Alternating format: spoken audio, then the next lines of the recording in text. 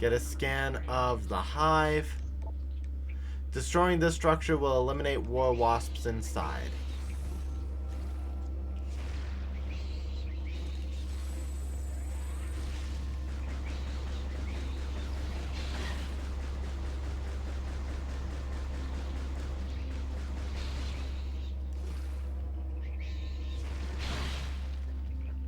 Now, I believe there were 2 hives. In fact, I think there might actually be 3. I am correct. Okay.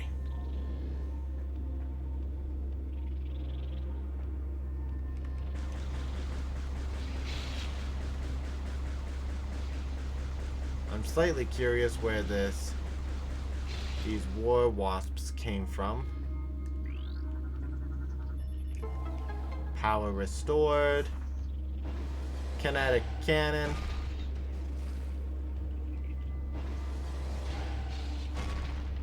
Oh. Shoot with missile first, then fire yourself at the cracked wall.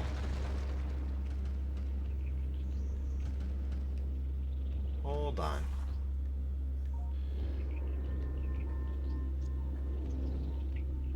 Okay.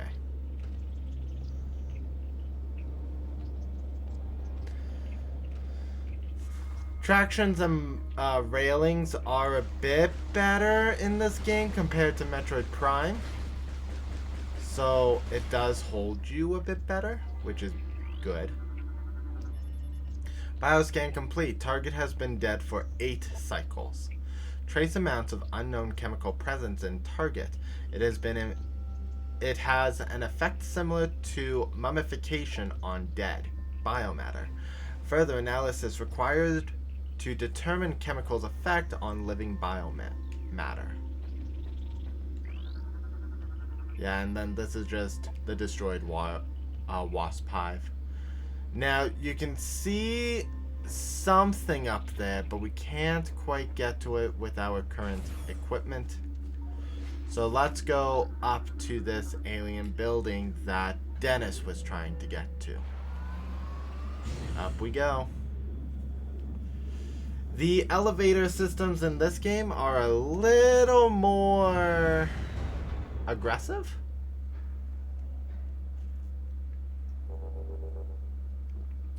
I'd say aggressive. Considering that it rocketed us up. Bioscan complete. Target has been dead for 8.1 cycles. 8.1 cycles, so these guys died sooner than the guy at the bottom of the elevator. Let's go down. Ooh.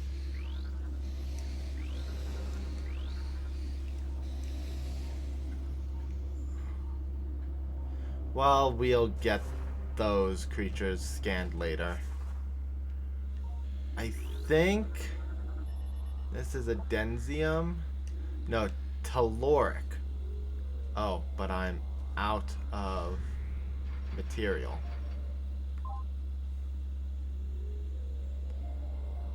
And by material, I mean missiles. Telluric alloy is breakable with missiles. And if you can hear it, you can hear the power-up. The power-up sound effect. Well, that's not promising. I can't get back.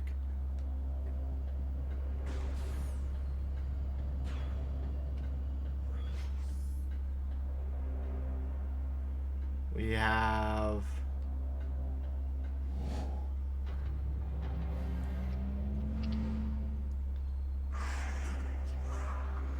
We have some splinters coming down from the ceiling. Also, the big door behind us has opened. And that cocoon just opened a rift. And now we're dealing with more of those dark splinters.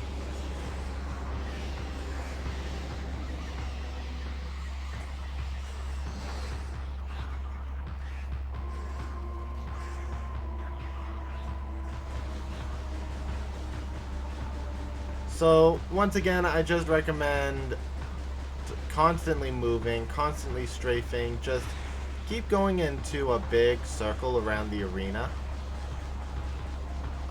Even if the splinters were to jump at you, they don't jump fast enough where they can jump at you and actually cause damage and harm.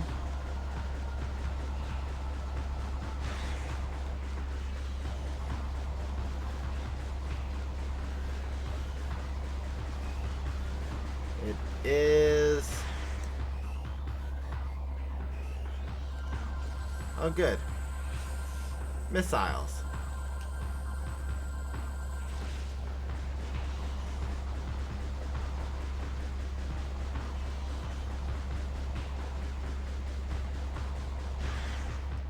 Okay, as soon as this thing breaks out of the shell, get a scan of it. You will not encounter this thing again because it is a boss. Alpha Splinter, alpha male of a war pack, gigantic predator, very swift and strong. It uses ramming attacks to defeat its foes.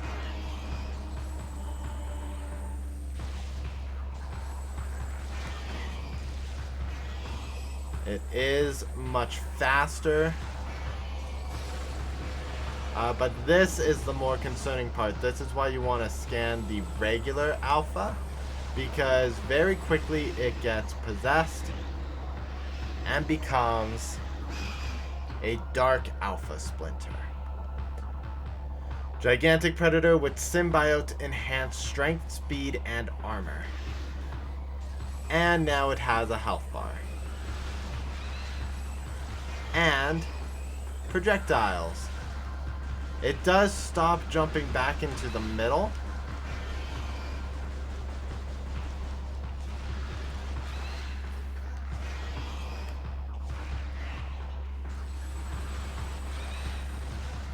So you do get that benefit.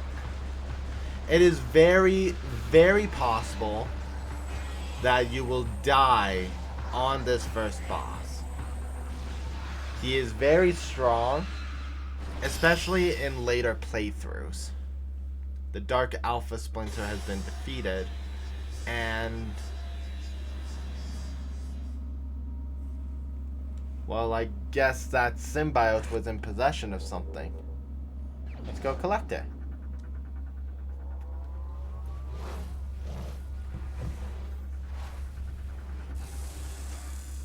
We are an hour into this game and we still have no clue what is going on. System alert. Unknown item acquired. Alien technology has bonded to armor system. Threat scan complete. No negative impact on suit performance. So the suit scan says that there's been no negative influences to this weird object that flew into us, which is good. One thing that I do wish they would have done is you can see outside of the temple. I'm gonna tell you, this is a temple in small fragments, but I wish with Talon 4 you could see stuff outside of the temple.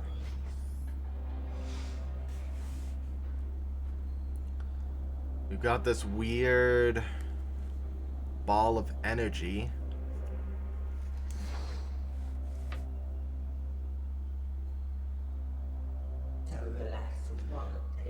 Do not be afraid.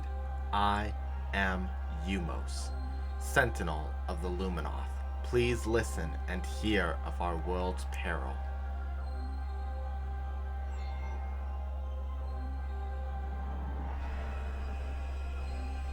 Long ago, a cosmic object fell to our planet Aether, exploding with great force. A rift was torn in time and space, and a strange power flowed over the world. Where once there was one Aether, there were now two, one of light and one of shadow, each existing in its own dimension. It was the end of peace on Aether, for a new race was born on that day of the dark world, one filled with hate and terrible power. They are the Ing. The Ing are creatures of shadow and darkness, knowing nothing of peace or mercy. For decades we stood against them, yet we know we now lie on the verge of defeat. When Dark Aether was born, our planetary energy was divided, half for our world and half for theirs. Should one world gain control of this energy, the other will perish.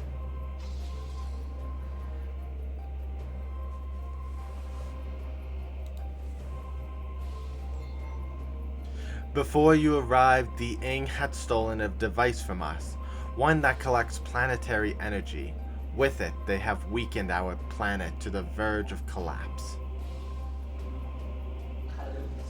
But fortune smiled upon us this day, for the energy transfer module is now bonded to you.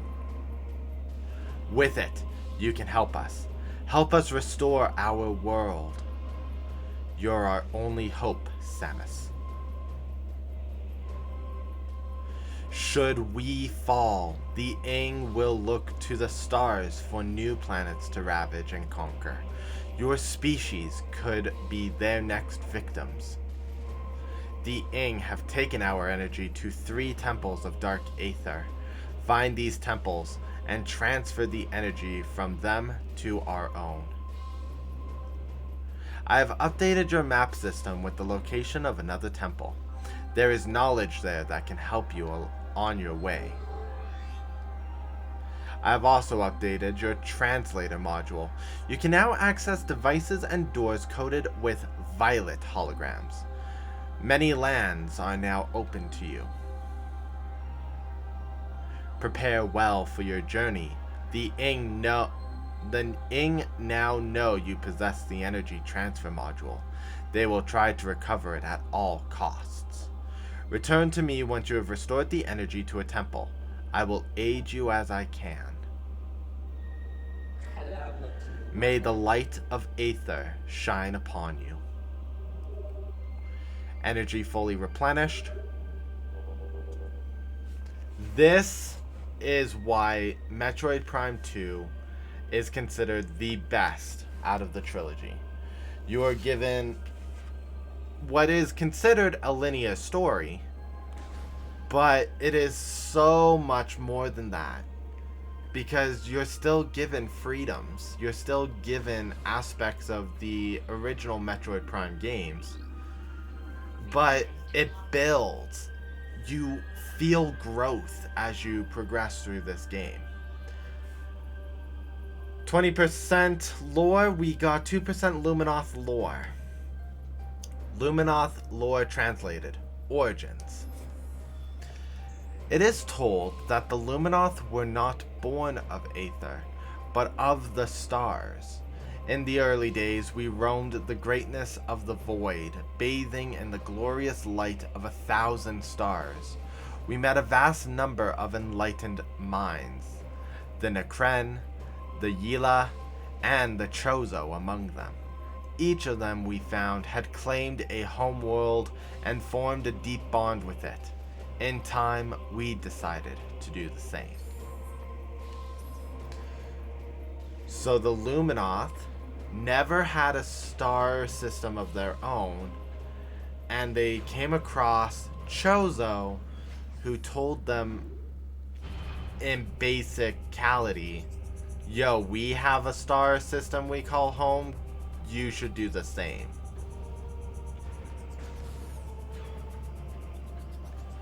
With the power of the Violet Translator, we are able to look for violet doors, and this is the path to Aegon. We're able to find violet doors and go through them.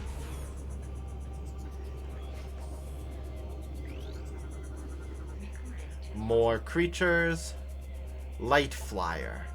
Target mechanoid is quite durable. It can fire bursts of energy in combat.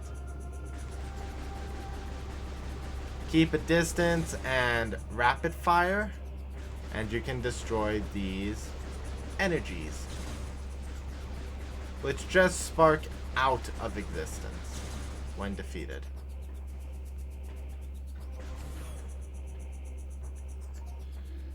Over here we have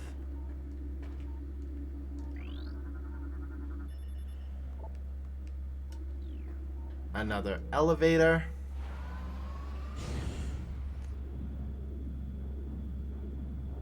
And down we go.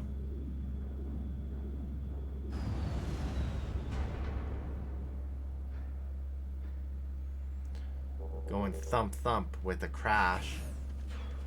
And we are back here near the beginning of the game again.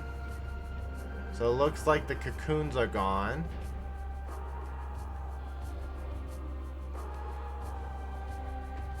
I don't think I have the jumping capabilities.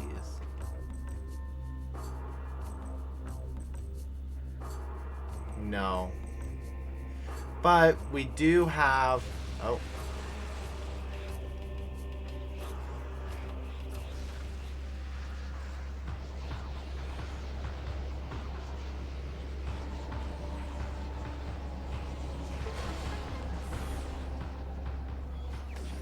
We're gonna get an energy tank because I don't want to be close to death. At least now we're at 200 health.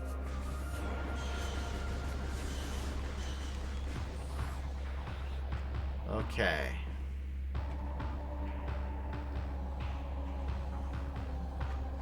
We'll be quite safe if we get on top of this box because the splinters can't jump up here. Can they?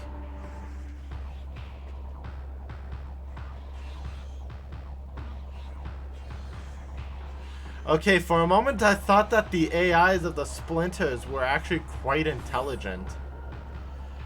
If we come back this way, you'll know that we can't jump high enough to get past this bar. And we don't have a weapon to destroy Bendesium. So we are actually backtracking a little bit more, I think.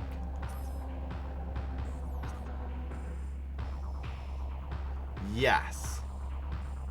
Backtracking to there. Actually, do I want to? Yeah. I don't know if it's actually there yet, but let's go find out.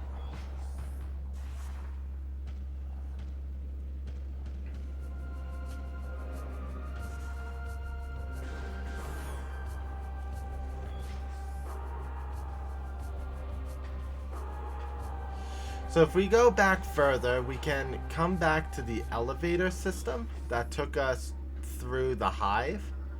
We can go through this door.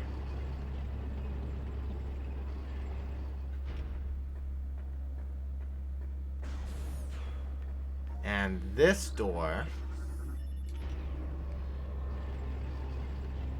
And if we were to go further, we'd be back at Samus's ship.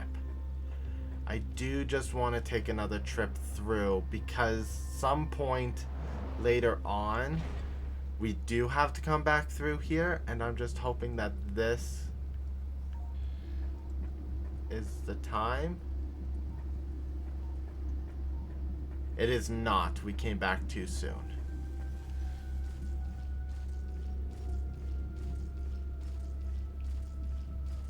So the point that I was expressing gives us access to more expansion items.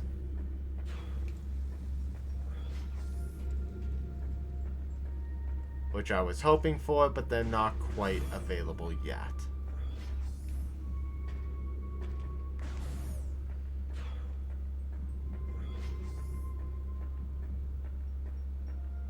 So we're just rushing back through this. I know you can hear that power up. We do not have morph ball bombs.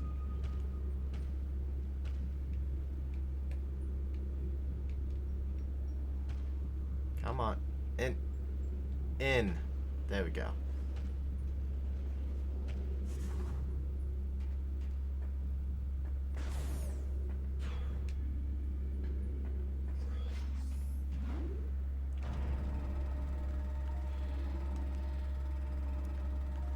Actually, are these tendrils? No. Unlike the first game, which literally had all kinds of plant life registered as a new creature, this game does not have that.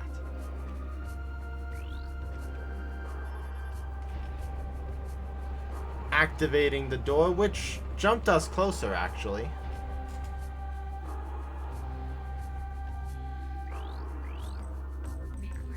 Key bearer lore. Luminoth data transfer. Final entry, Warrior J. Femi. Their armies swell, beasts and rogue machines join the ranks of the Horde, all eager to bring death to the Luminoth. The Ings sent these new additions to the industrial site to do battle with me. While they watched from safety, cowardly mongrels, my only regret in death is that I did not live to see the day of their defeat. May it come soon. Now, it should be noted that the room that these key bearers are in, I believe in the Dark World equivalent, is where the keys are found. I may be incorrect, but that's how I generally remember the rooms.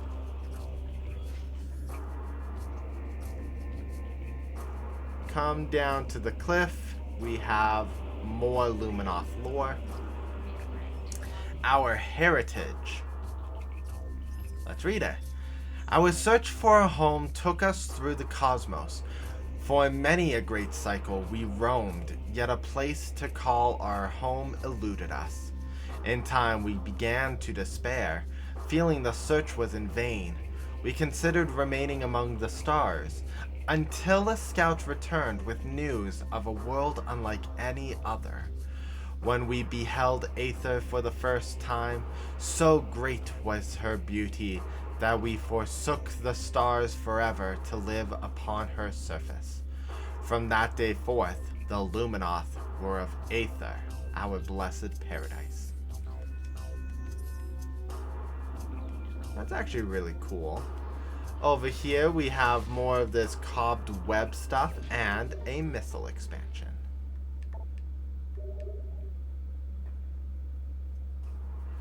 The goal today is going to try to get to Aegon's temple.